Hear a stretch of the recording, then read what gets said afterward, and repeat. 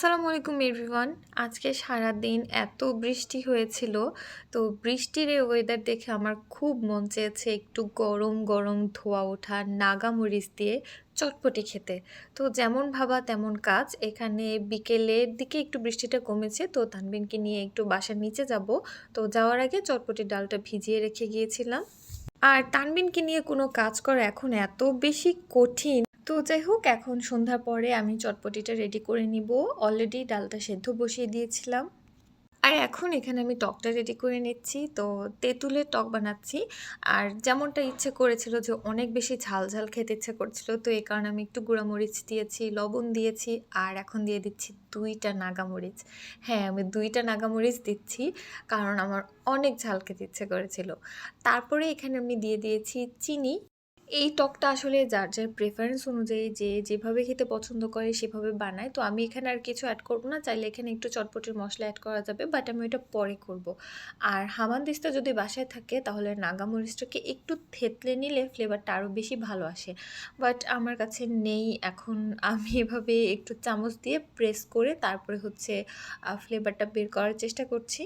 এখন একটু ফুচকা ভেজে নিলাম, পাশাপাশি পেঁয়াজ কেটে নিয়েছি, একটু শসা কেটে নিয়েছি। আমার কাছে আবার চটপটিতে শসা খেতে ভালো লাগে।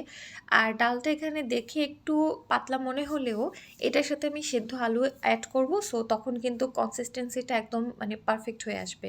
তো যাই হোক, এখন যে টকটা বানিয়েছি সেটা দিয়ে দিচ্ছি, তারপর দিয়ে দিলাম পেঁয়াজ কুচি, শসা কুচি, তারপর অ্যাড করে দিব চটপটির মশলা। এখন জাস্ট সব কিছু হচ্ছে নিজের টেস্ট অনুযায়ী ব্যালেন্স করে নিব, একটু একটু করে মেশাবো, তারপরে টেস্ট করে দেখবো যে আমি যেরকমটা চাচ্ছিলাম সেরকম হয়েছে কি না। আর যদি না হয় তাহলে আরও একটু একটু করে ইনগ্রিডিয়েন্টসগুলো মেশাবো। আর চটপটি বানানো তো অনেক সহজ, বাট অনেক ঝামেলার, কারণ অনেক কিছু কাটাকাটি করতে হয়। অনেক ইনগ্রিডিয়েন্টস রেডি করা, তারপরে এগুলো কাটাকাটি করা, এগুলো একটু ঝামেলার ব্যাপার। তাছাড়া কিন্তু বিষয়টা অনেক সহজ, মানে বানানোটা অনেক সহজ। আমি আবার এমন মানুষ, আমার যখন যেটা খেতে ইচ্ছা করে বাসায় যদি ইনগ্রিডিয়েন্টসগুলো থাকে তাহলে আমি বানিয়ে ফেলি। তবে এখন না এই জিনিসটা একটু কমে গিয়েছে, তারপরও আমি চেষ্টা করি নিজেকে ভালো রাখার, নিজের যখন যেটা খেতে ইচ্ছা করে, যেটা করতে ইচ্ছা করে, যদি পসিবল হয় সেটা করার। কারণ আলটিমেটলি আমার খেয়াল আমাকেই রাখতে হবে, আমার খেয়াল অন্য কেউ রাখবে না, আমারটা আমাকেই বুঝে নিতে হবে। আচ্ছা, এখন একটা কথা বলেন তো, আপনারা কে কে ফুচকা প্রেমী আর কে কে চটপটি প্রেমী? আমি কিন্তু ফুচকা প্রেমী, ফুচকাটাই আমার কাছে বেশি ভালো লাগে। তবে মাঝে মাঝে আবার এরকম চটপটি খাওয়ারও ক্রেভিং হয়। আমি একটা জিনিস খেয়াল করেছি, 80% মেয়েরা হচ্ছে ফুচকা প্রেমী আর 80% ছেলেরা হচ্ছে চটপটি প্রেমী। বিষয়টা কি আসলেই সঠিক? বলবেন কিন্তু। তো যাই হোক, এখানে চটপটিটা মোটামুটি রেডি করা শেষ। তারপর আমার মনে হলো যে না, ঝালটা এখনো হয়নি। 2টা নাগা দিলাম, তারপরও ঝাল হলো না। কেন জানেন? কারণ নাগাগুলা ছিল প্রাপ্তবয়স্ক না। ওগুলার এখনো বয়সই হয়নি, এ কারণে ঝালই হয়নি। মানে ছোট্ট ছিল। তো যাই হোক, এরপরে আরও কিছুটা কাঁচামরিচ কুচি, আরও একটু শুকনো মরিচের গুঁড়া অ্যাড করে দিলাম।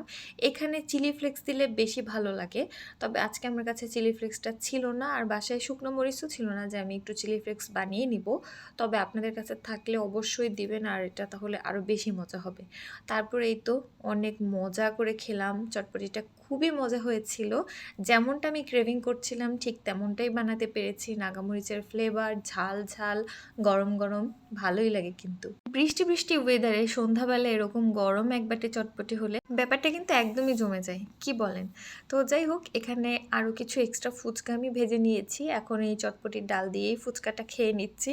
মানে এক ঢিলে দুই পাখি যেটাকে বলে আর কি।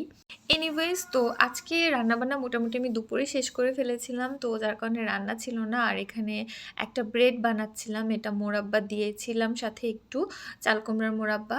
আর এই ব্রেডটা বানিয়েছিলাম সকালে নাস্তার জন্য।